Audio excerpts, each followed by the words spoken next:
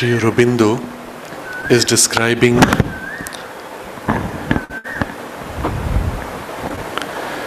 how the mind is to make a transition from our current human experience to the divine consciousness. The Kena Upanishad describes this first step to be made through that which we can know. The whole idea is that the divine is unknowable by the mind. And yet, if we have to know Him, we have to begin with what we have. There is nothing in us which is capable of knowing the divine in His highest, unknowable poise. But there is something within us which is His representation inside us. There is something in the universe which we know, which is His representation inside the universe. And so the Kena Upanishad teaches us to first focus on this. And this is knowable by us because it is expressed in the universe. Even it is a part of us, and it is the essential part of the universe. It is thus knowable. But once you know that, you cannot say you know the divine entirely. All you can say is you know a little of Him. And so the first verse relating to this second part of the Kena Upanishad, it says, if you think that you know it well, little indeed do you know of the Brahman.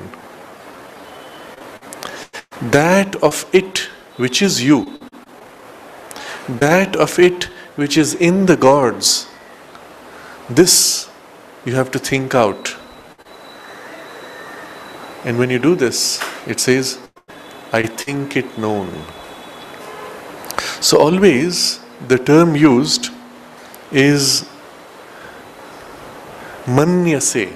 Mana meaning here the mental knowledge, the thinking consciousness, not the essential knowledge of the higher consciousness. So the whole approach is beginning with what we are, what we can know with our thinking mind. And what can we know? That of it which is you, first. And second, that of it which is in the gods. So the first one, that of it which is you, is more easy to understand because we can feel in ourselves what we can know. If you look inside yourself and try to feel what in you is the divine, what do you come to? In your first turn inwards, you might say something like, well, my body is what makes me alive. It makes me real. It makes me tangible. I exist, I live because I have this body. So in our first attempt, we might say, well, this body is the divinity. If I didn't have the body, I wouldn't exist. And this is, of course, the first approach taken in the human evolution in trying to grow out of self-limitation. Body is all that matters. But very quickly, because already we are sufficiently evolved as human mind, we can say no. It's not the body. The body is a support for what I experience in myself. That is really me. That is reality. That is divine. And what do I experience in myself? A first approach there will say, I feel. I feel I'm alive. Because I feel I'm alive, therefore I know that I exist. And it is that which drives my body. And this is again quickly crossed over because we realize this feel that you're alive does not express characteristics of divinity. It is very selfishly driven in most cases. There is a part of that feeling which is much more refined, which stands behind, which observes the feeling and even says, this feeling is inferior, that feeling is worthy, that is more divine. And it begins to sift. We might get to refined feelings, but we might find that the thing which is observing, which is selecting, is itself not feeling. It is awareness. And so we come to a kind of a mental awareness which also can further separate its own lower thinkings and tendencies from its higher forms and aspirations. And in this way, by a kind of a process of introspection, we very quickly come to a poise of an observing consciousness. Still thinking, still self-conscious. And this is the peak that the current general human evolution has risen to over the last process of a few million years. There are exceptional people who may go further, but this is the general state. And so the Kena Upanishad points to this as using the term manyate, thinking. In this thinking consciousness, I realize body is not me, emotions and passions are not me, even my thought forms are not me, but my awareness is much more truly close to the divine and can represent the divine in me. That of it which is thou, that of it which is in the gods, this thou hast to think out. And when you continue to think in this way, how deep can you go? And here we come to a classic problem, and we do not need a spiritual interest for this. Problem which appears in philosophies, which appears even in a materialist science, is what makes thinking self-awareness? What makes possible for me to be aware that I am conscious? In the whole approach of artificial intelligence, this is the question that is the challenge. Interestingly, the term used for this self-aware consciousness is singularity.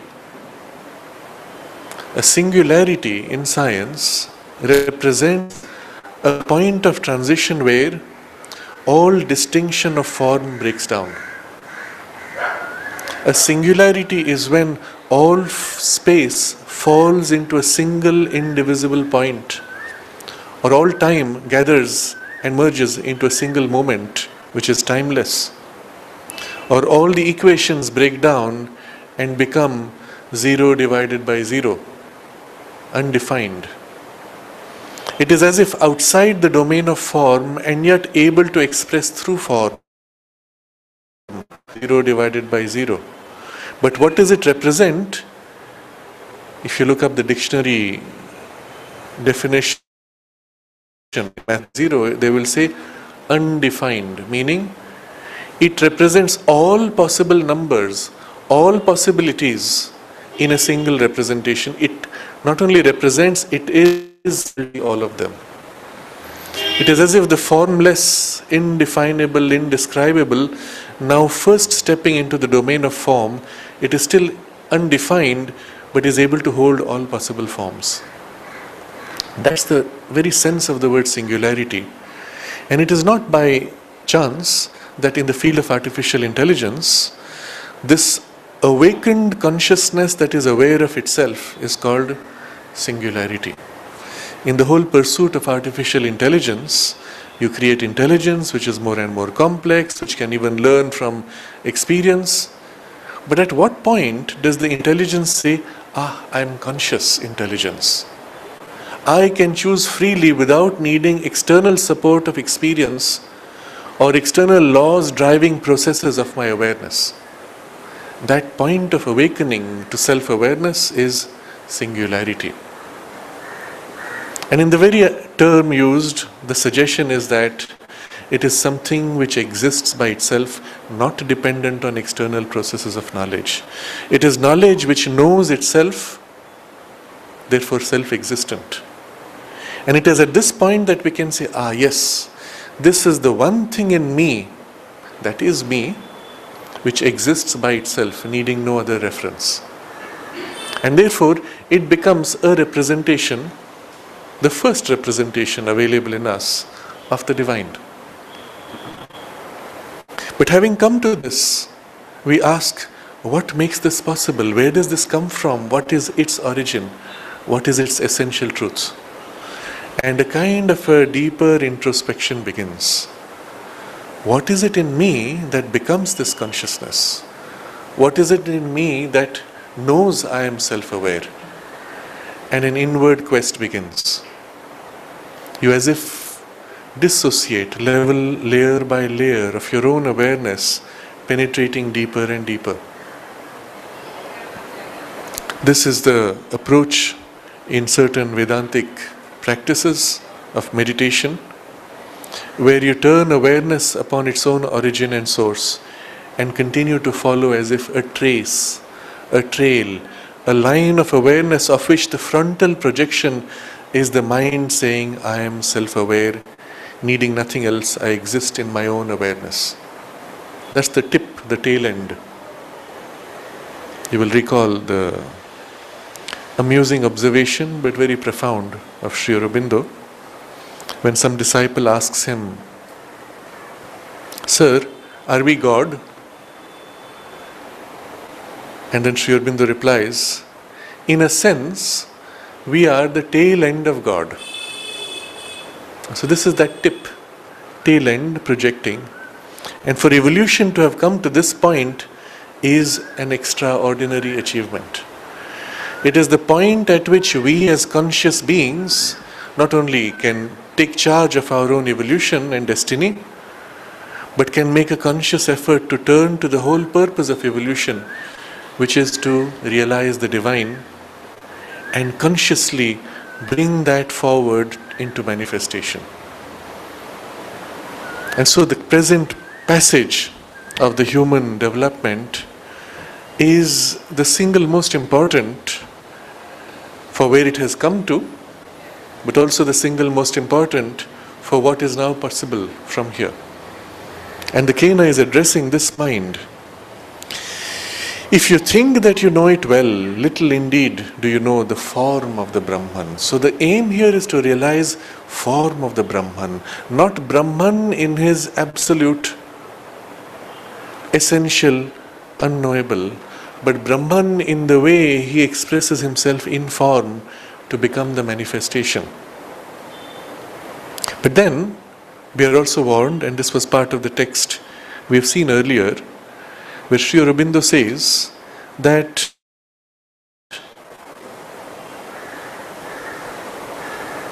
we must put aside what is mere form and phenomenon.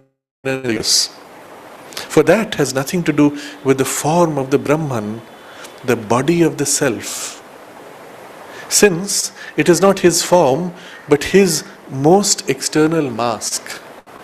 So when you look at the universe and you see only the forms, oh, I look at the ocean, it is made of water which is moving in waves. I look at the sky, it is made of clouds and wind which blows. I look at the mountain and the trees. That is the mere form, and within it the phenomena. Oh, it grows, it dies, the wind blows, the clouds dissipate, new clouds form. That has nothing to do with his form. It is his most external mask. It is a mask which covers his form. What is his form?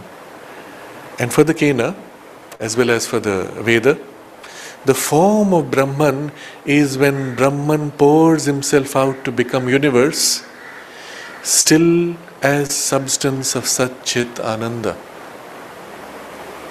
But that substance and form of himself is concealed by this mask. And the goal here is to get to know form of the Brahman. So the text says, if you think you know it well, little indeed do you know the form of the Brahman. And then how should you know? That of it which is you. And then that of it which is in the gods. So first is internally, as we grow into deeper introspection to what is it in us that is the pure consciousness. Now you notice in the tail end of God, in this surface point of self-aware mind and its point of self-awareness, there's something very interesting. First, it is aware, and the awareness doesn't depend on anything, apparently. It feels it exists by itself. Second, it exists.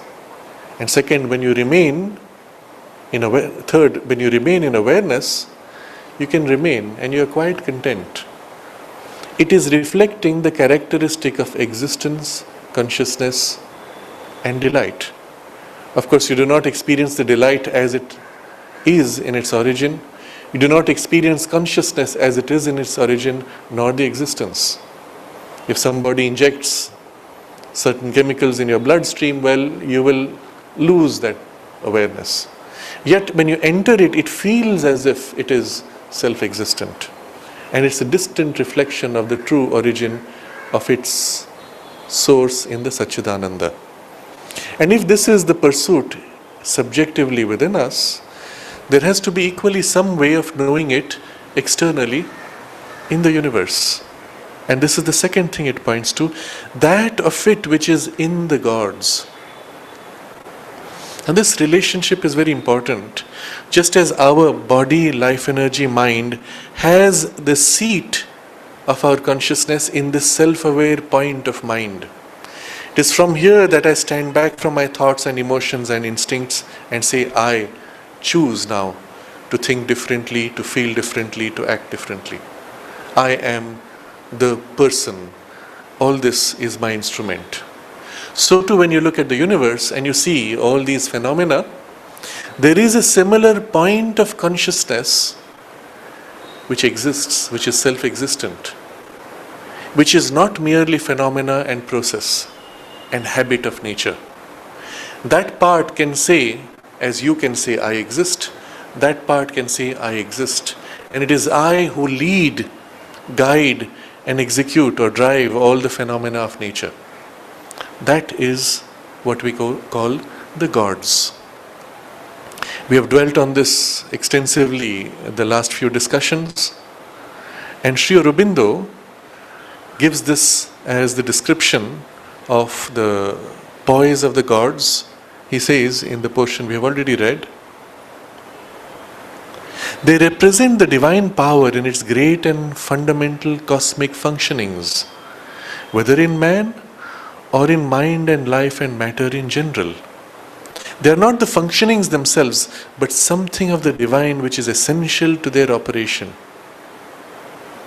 and its immediate possessor and cause for all the operations, for the functionings. And The self within us, which we are conscious of to whatever degree we can enter within our awareness, he says, this self also is not an external mask. It is not form of the mind or form of the life or form of the body. It is something that supports these and makes them possible. Something that can say something that can say positively, like the gods, I am, and not only I seem. So here the Kena has pointed to these two things. Within us subjectively, that portion that says I am as our point of self-awareness, and within the cosmos, outside us, objectively as we search for the divine, that poise of consciousness that can say I am in the universe. When you look at the wind blowing and the particles of air moving, no, they are like the body. If you look at the energy which drives, even that is only a surface working. If you look at the awareness which holds all these energies flowing, you come to something closer. But behind that is a consciousness that is self-aware, self-existent, which leads and guides all these functionings. That consciousness is what represents the gods. And they say, like your own self-awareness and inner poise of self, I am, and not I seem. And now the next step, Sri Aurobindo says, we have to scrutinize these two entities and see what they are in relation to each other and to the Brahman. And of this, the answer is evident. Within me, this poise of self that I am aware of, let's refer to it as lowercase self, little self. I am a representation in the cosmos of the self. The gods are a representation in the cosmos of the Lord. The divine who is the Lord of the universe and who drives the whole working. And the powers he puts out to drive them, and those powers are his powers, self-existent in their working, those are the gods. In the same way, the one divine self, capital Self, puts itself out into many focal points of self in each being. And within us, that is the representation in our deep self-awareness, in the mind. And so now we have to see the relationship. The gods are working out there. I'm not aware of them working in me. I'm aware of myself subjectively. What is their relationship with myself? We have seen the relationship with the Brahman. What is their relationship with each other now? And this becomes the theme of the paragraph we are now reading. And here in the text, he uses separately self with capital S and self with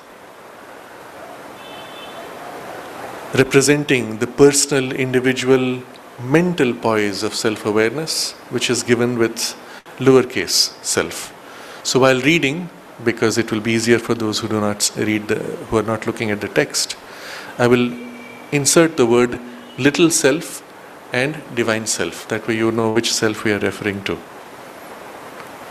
The divine self and the Lord are one Brahman, whom we can realize through ourself and realize our little self, through our little self, and realize through that which is essential in the cosmic movement. So there are two gateways, one inward, one outward. The inward, through our little self, we can get to know the Brahman, which is the divine self. Externally, by observing what is essential in the cosmic movement, we awaken to the working of the gods, the Lord of whom is Brahman. Just as our little self constitutes our mind, body, life, senses, so that divine self constitutes all mind, body, life, senses. So first he is setting up the relationship between our little self and our divine self. Our little self is concerned with this little mind, life, body and senses. The divine self, capital S, is infinite, permeates, supports and manifests in the cosmos. And so it supports all mind, life and senses and body. But what is meant by that? What is all mind? It is not all the pieces of mind which is in all the pieces of individuals. You see, if we look from below, looking upwards, we will say, oh, every brain that has evolved has created a mind. But when you look from above, you see that there is one cosmic mind. And every evolving brain is opening to its functioning, and the cosmic mind leans into it to form a special individual focus. But that individual focus is part of cosmic mind. We may use the analogy of the air in your lungs. To say that the air in my lungs is my air is somewhat foolish. The reality is, it is part of one universal airflow. I breathe in, I breathe out. If I take it and say this is mine and block the flow, I will die. Because the reality is, it is universal air which is breathing into me and through me. If you look from above, you see it is the life energy in the universe which is pumping itself through the air into the lungs of each individual. It is pumping life force, taking out your tired, depleted energy and infusing fresh energy. In the practice of pranayama, as one of the steps of transition from narrow personal ego consciousness to wider, freer personal consciousness, the practice changes like this. First, as a novice, you start pranayama with breathing air, breathe out, breathe in, breathe out, I am breathing. But in the transition from that novice stage to a more deep stage of experience, you experience air is breathing into me and breathing out of me. And the shift in consciousness where you experience yourself as if outside the little I, breathing in and breathing out, that shift helps your narrow personal awareness to awaken to a freer, wider, but still personal awareness.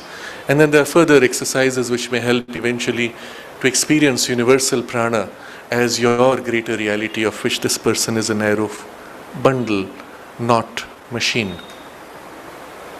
But this is the reality. One universal mind, one universal life energy, even one universal material substance forming all these bodies.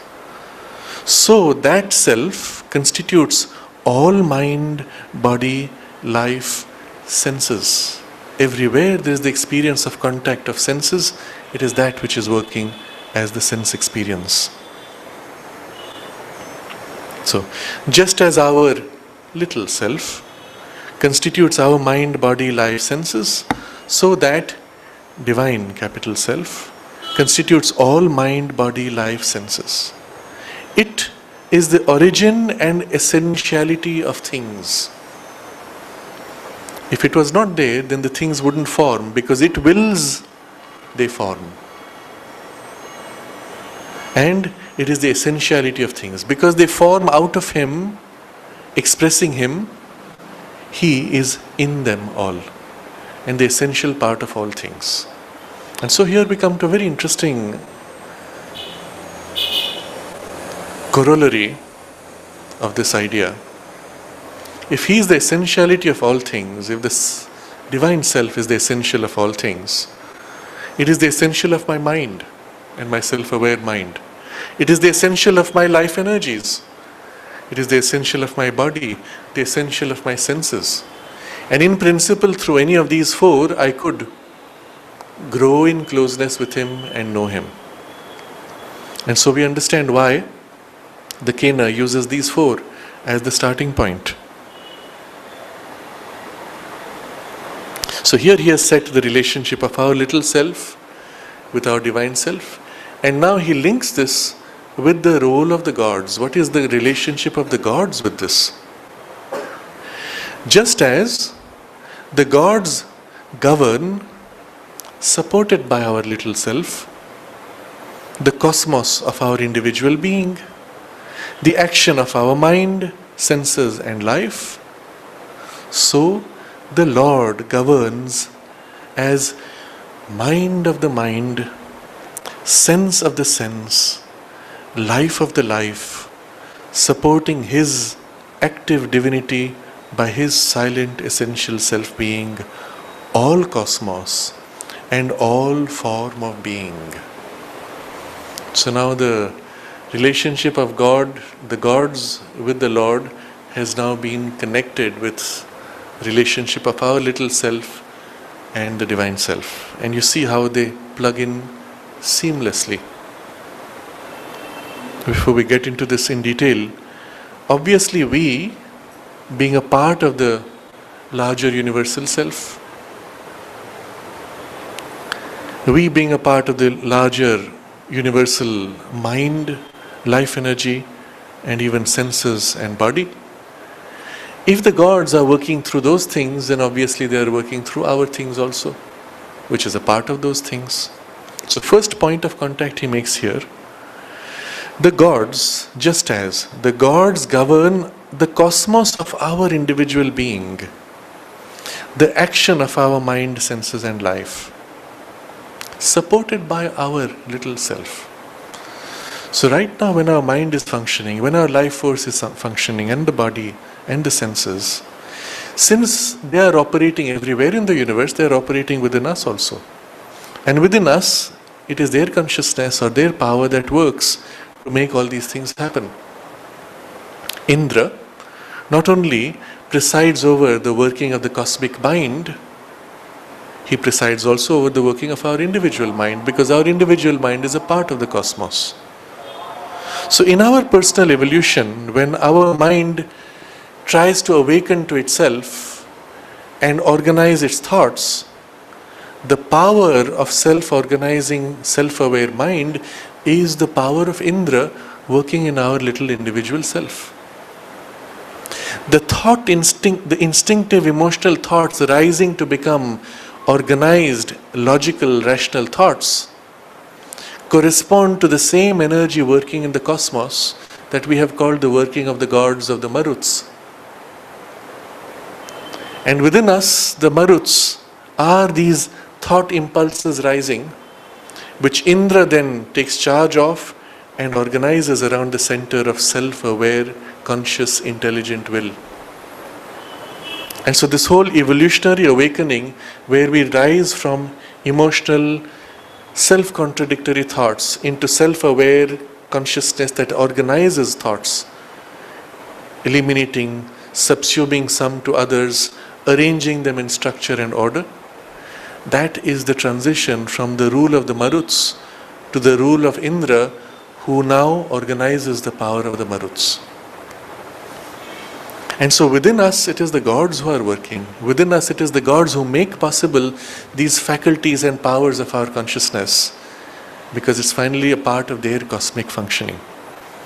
So just as the gods govern the cosmos of our individual being, but then he says, supported by our self. What is the role of our self in this? Remember, our self here is the little small self, the self-aware part, as deep as you can go in your mental awareness, to the poise we may call the Purusha of the mind, the self-aware conscious poise. This is the fulcrum, the focal point around which our personality is organized.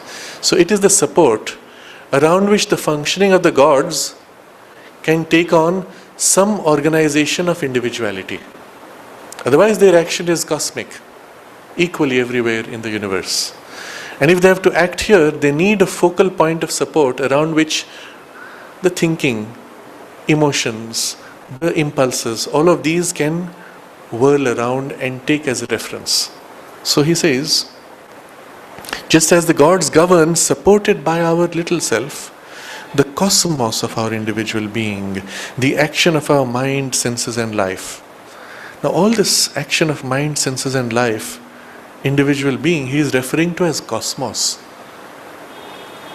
And for this we need to briefly step back to a Vedic concept which was discussed extensively in the Isha Upanishad. In the very first verse, when the Isha says, all this is for the habitation of the Lord, every tiniest universe within the universe. All this is for the habitation of the Lord. Every tiniest universe is for the habitation of the Lord. But the tiniest universe within the whole universe, and we saw what it means, every object, every form is the one undivided, indivisible divine consciousness taking a special front, a special form. So we too are Him taking a special front, even as the universe is Him taking up a special front. Between the various special fronts put out by the divine, He sets up certain relationships. As the flower is a special front and the tree is a special front, He sets up a relationship where the flower is as if dependent on the tree. In the same way, we are set up to be as if dependent on the earth and the solar system and the galaxy and the universe. So we feel ourselves inside and dependent on, but actually we exist entirely Himself. In your mind, when you conceive a flower, you can hold it in existence even without conceiving of tree. The reality of flower can exist, and because it can exist separately, you can also pluck the flower and hold it separately. It was in a relationship of dependence earlier, now it seems to be in a separate relationship. In practice, it doesn't last too long. Even on the tree, it doesn't last too long. But there are other phenomena where the dependence is much more fickle. You have a burning candle flame, you remove the candle, the flame cannot exist. Instantly it stops. Why? Because the dependence is far more deep, far more extensive. Momentarily, if it is removed, the base is removed, it cannot exist. But everything in the universe is set up in relationships of dependencies, and that's the nature of this universe. Nevertheless, the reality is every form is Himself taking a special front. We ourselves are a special front of Him. We are a cosmos. And the deep suggestion here is also that as the gods work in the cosmos, they work in us who feel ourselves a part of the cosmos. But within us, everything of their functioning of the cosmos is represented. Everything that exists out there as they're working is represented in here as they're working. And especially because we are the most developed part, the most evolved part of the cosmos, at least the physical universe, therefore within us everything is actively expressed. Less or more, but it is expressed. You could not say that of the stone. In the stone also the gods are working. But Indra, how is he represented? It's not obvious. You cannot see self-awareness of mind. You do not see that in the worm. You do not see that in the lower animals. You see the consciousness of self-awareness flickering on in some of the highly developed animals. Momentarily, struggling to take charge, failing, struggling, failing. That is the working of Indra, trying to establish himself. So in the Vedic yoga, the attempt of the gods working in us to push forward our evolution was recognized, and the method of the yoga was to engage with the gods, enter in relation with them, and allow them to act, to do their work and speed up our evolution. We invoke them, we give ourselves to them, and they speed up their working. And the result is they grow in us as we grow in them. There is a mutual exchange. They are fulfilled in helping us. We are fulfilled in giving ourselves to them because our evolution is fulfilled. That is the Vedic approach of the yoga. So you reread this sentence now with this background, and you'll find it makes so much more sense and so deeply. Just as the gods govern, supported by our little self, the cosmos of our individual being, the action of our mind, senses, and life, so the Lord governs as mind of the mind, sense of the sense, life of the life. So the relationship of the gods here to our mind, life, sense is they are the leaders. They are fulfilling themselves, manifesting in us.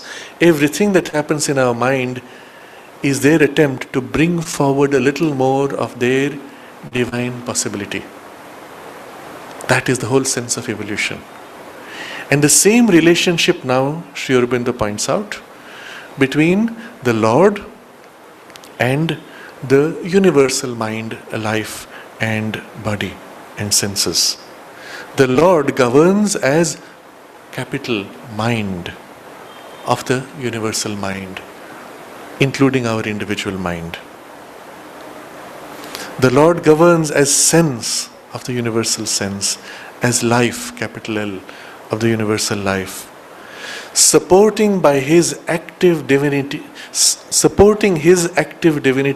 by his silent essential self-being, all cosmos and all form of being. And so the Lord is governing as mind of mind, life of life, sense of sense, the whole cosmos. And all the beings, all forms which are emerging in the cosmos, he supports in this way. So now a relationship has been set between our little self, the working of the gods in us and in the cosmos, and the Lord himself, who acts as mind of the mind, life of the life, and sense of the sense, speech of the speech in the whole cosmos. The entire movement to manifest emerging from the Lord, which takes on various forms of activity in the cosmos, of things emerging, things growing, things expressing. That is the power of the speech, of our speech. The life energy which drives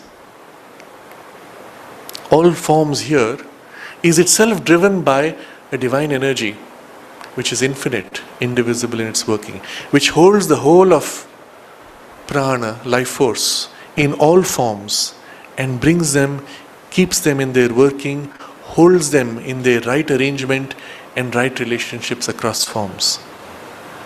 And it is his mind which conceives and makes possible the appearance of our little mind and the cosmic functioning of mental awareness. But he himself has a double poise. There is his active divinity and his silent essential self-being. This distinction he makes because later on it will be important. He himself has a double poise where he is first deeply rooted in his silence.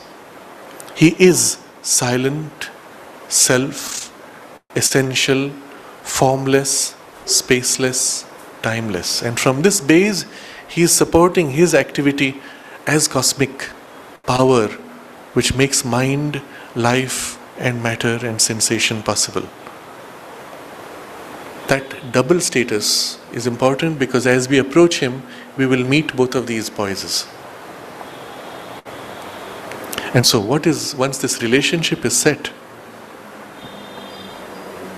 we have to get to know him. So, as we have gone behind the forms of the cosmos to that which is essential in their being and movement, and found ourself and the gods, so we have to go behind ourself and the gods and find the one supreme self and the one supreme Godhead. Then we can say, I think that I know. Now this is not thinking as I think I know. It's not like, I think I know why this happened. It's not that level. Here it is the consciousness. This is the problem of the English language. The term used there, manyati, it is on my mental awareness that I know. That would be the literal translation of it. And then we can say, I think that I know. In my mental awareness, I experience a contact with the Supreme Self and the Supreme Godhead. But which mental awareness is this? Recall the earlier description Sri Aurobindo gave, that we have a lower part of the mind's working, which is mostly embedded in the senses, but we have a finer, higher discrimination, highest ideative knowledge. Beyond our mentality is this highest ideative knowledge. It is still mental, but of a much higher refined kind. It is in this knowledge that we have to know Him. And so, even in this knowledge, what we know is limited. But in this knowledge, at least we can touch and have an experience of Him.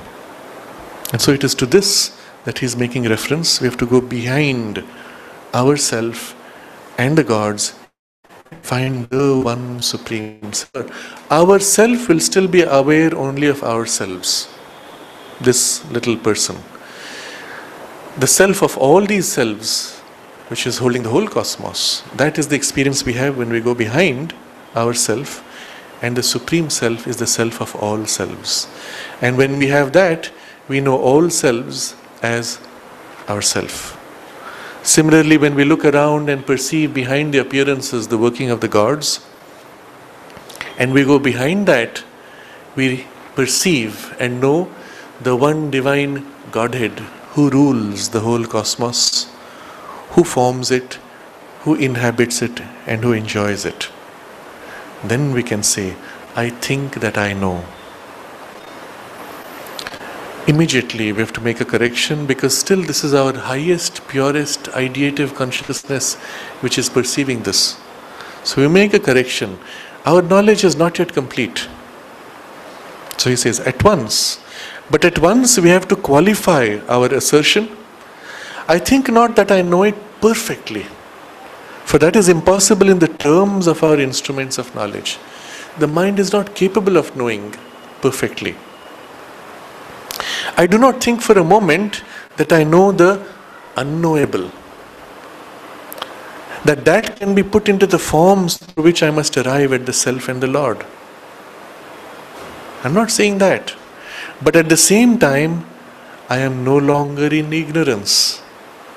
I know the Brahman in the only way in which I can know Him, in His self-revelation to me in terms not beyond the grasp of my psychology, manifest as the Self and the Lord.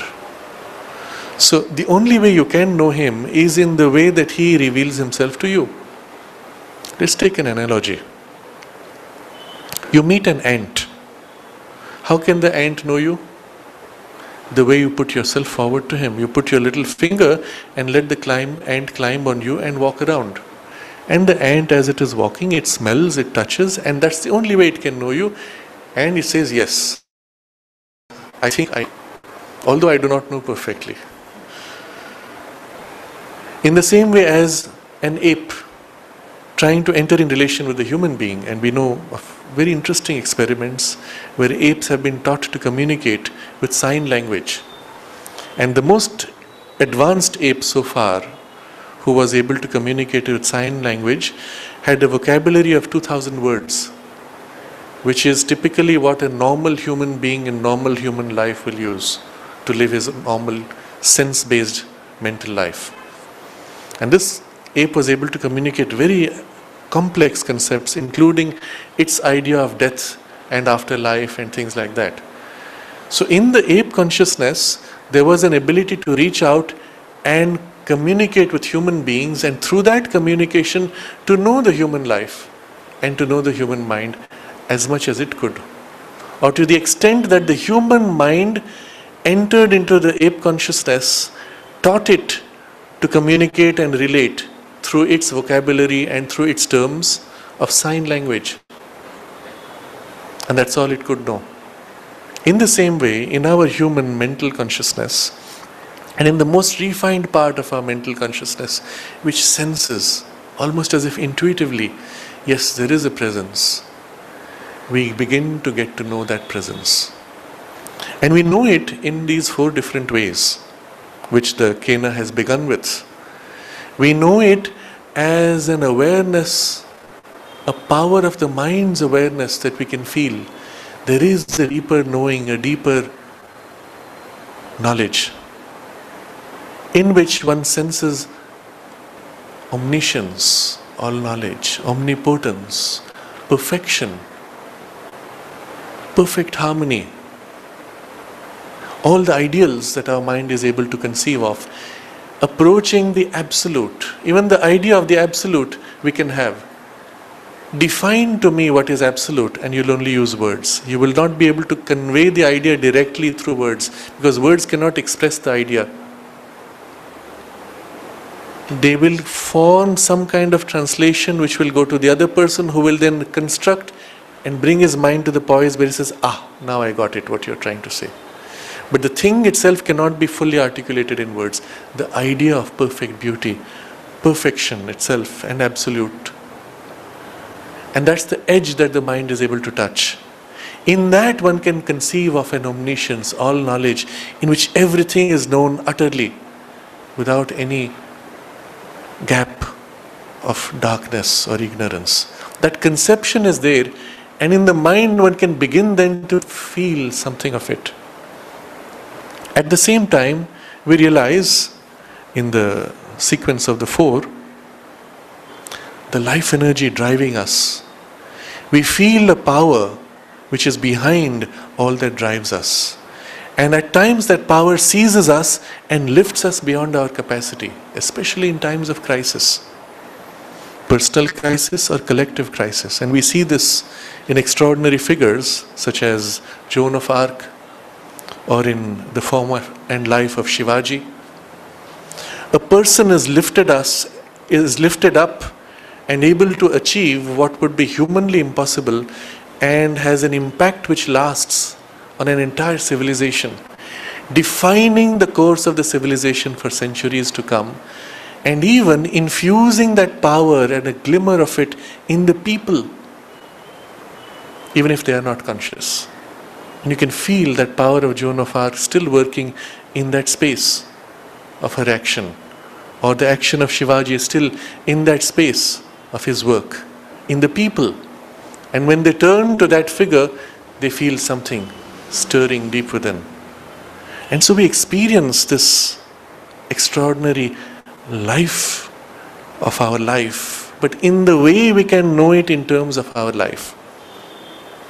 Similarly, we experience the inspired word that flows through us to give us knowledge, to take forms of speech or music or painting and art. And it can take various forms in which we are conscious that we did not express. Something came and uttered and took the form.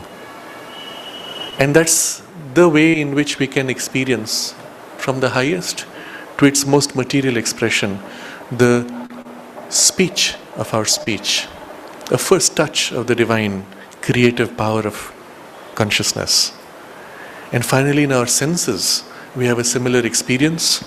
As we grow in closeness to the Supreme, to the Lord, and to our divine self, we begin to perceive in all things a kind of an extraordinary presence, which we can only describe as sacred, which we can feel as something beyond human consciousness, which as if gives us a glimpse of all those ideals which we thought possible, but which we had never experienced in our mind. But through the senses we can begin to feel, see and know it. And when that fills, all forms look beautiful. We as if look beyond the surface mask to the first glimpse, or the beginning of the first glimpse of the body of the divine, the body of Brahman. And all this is possible as our consciousness goes into this higher edge, turning towards that. But in the only way that the divine can reveal himself to the limited capacity that our consciousness has.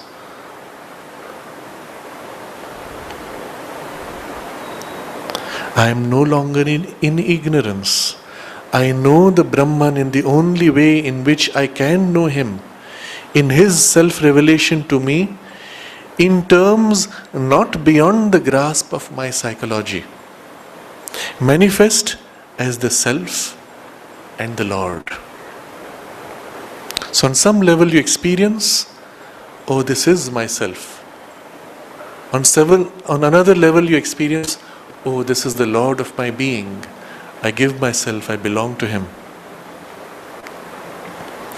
The mystery of existence is revealed in a way that utterly satisfies my being, because it enables me first to comprehend it through these figures as far as it can be comprehended by me, and secondly, to enter into, to live in, to be one in law and being with, and even to merge myself in the Brahman.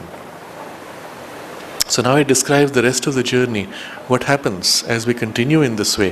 First you have got to know Him in the only way your psychology could, through these figures as far as it can be comprehended by me. But secondly, something else happens. As you remain dwelling on the Lord, on the self, He uses 4 steps. To enter into Brahman, to live in Brahman, to be one in law and being, and even to merge myself in the Brahman. So there are 4 degrees in which through which one enters to the point of complete identification. Sri Aurobindo explains that in our first approach to the divine consciousness, to the self, let's say generally, we start with almost a mentalized idea of the self. We may start with the conception of one that is in all things, equally present. We may start with the conception, the one which holds all things in its embrace, supporting, filling all things in the cosmos, like this as one vast support. Eventually we may grow to the idea of one that moves to manifest each form, even as it fills and enjoys each and supports each.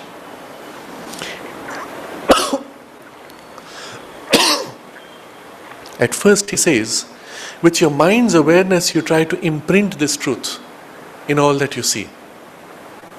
But gradually, what happens is, the state of your mind imprinting, yearning, seeking, aspiring, allows something of the truth behind, which is beyond your mind, to begin to fill the form of your mental idea. The real idea behind the constructed idea of your mind.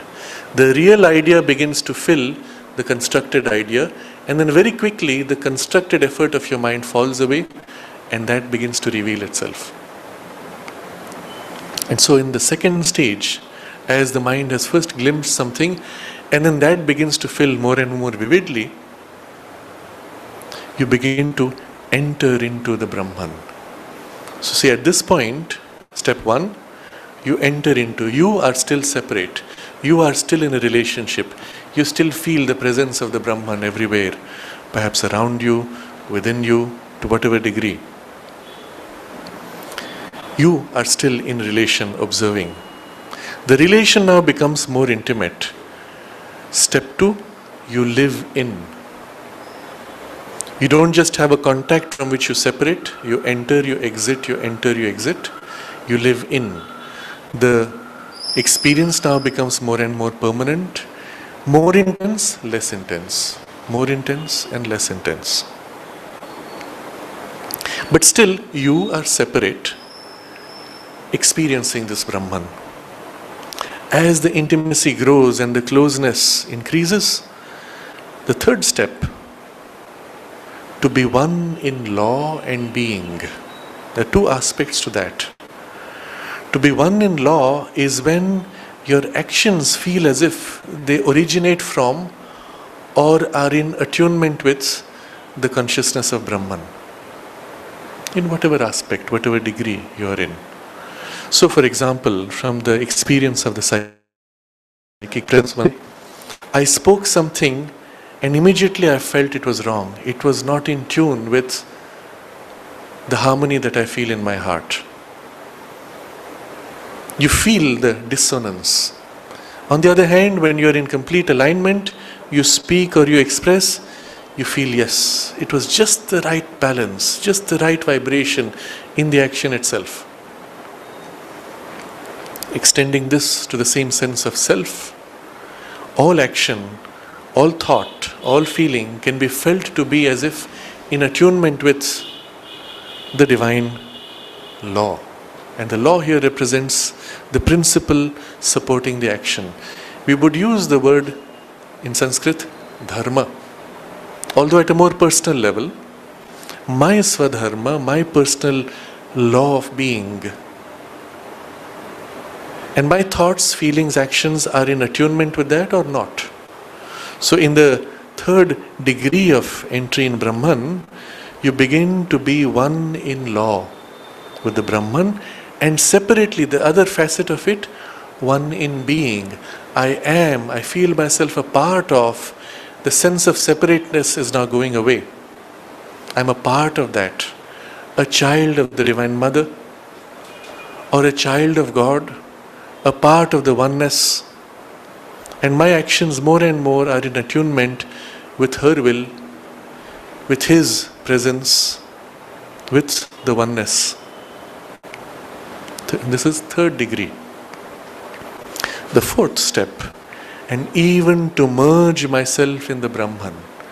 And at this point, all sense of separateness fades away. There is no more the limiting of ego, not even the shadow of ego. There is only the one Brahman working through this focal point. You will see in individuals in whom that degree of merging was attained, their vocabulary changes spontaneously. Of course, you can imitate the vocabulary, that doesn't give you the experience. But you will see in the life of Ramana Maharshi, he would never use the word I. Because there is no I. There is only self. And self is not I. He would point to his body to refer to this. But the word I had no meaning.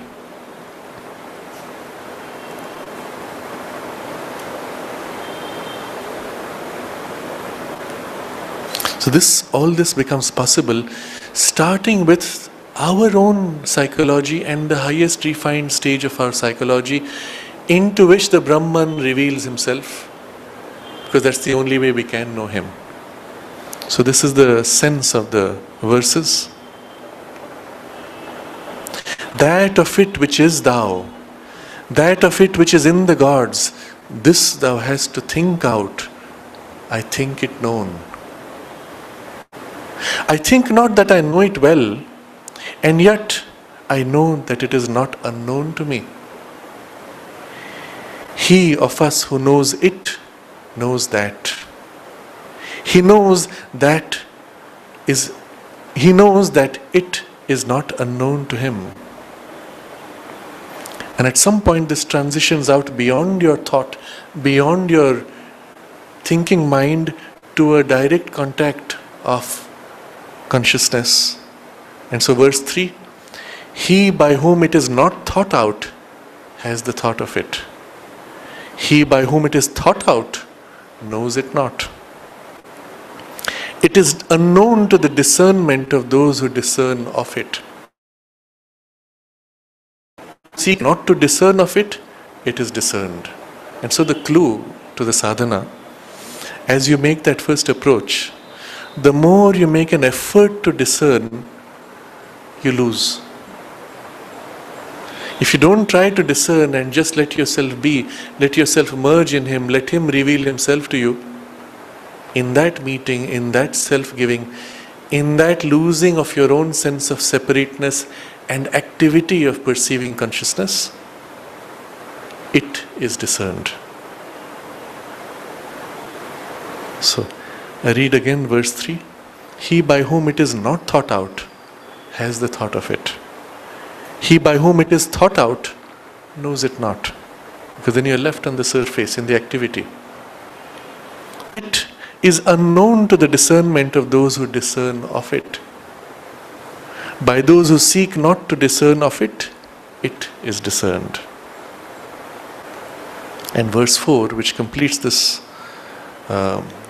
experience, when it is known by perception that reflects it, then one has the thought of it, for one finds immortality. So that relationship at that point, it reveals itself reflecting in our consciousness. And then one finds the immortality of that consciousness. By the self, one finds the force to attain, and by the knowledge, one finds immortality. So this verse and the 5th verse, which concludes this section, if here one comes to that knowledge, then one truly is. Here meaning here in life, in body, in mind. If here one comes not to the knowledge, then great is the perdition. Is distinguished that in all kinds of becomings, and they pass forward from this world and become immortal. So it is only when you have the experience of that immortality of the divine here in your human consciousness and in the world around, then you attain to the immortality. Otherwise it is a great loss, perdition, self-loss. So this verse 4 about the reflection and the immortality, and verse 5, that Sri Aurobindo now takes up in the next 3 paragraphs, which we will continue next Sunday. For now, we dwell on this and let the full import of this seep into us.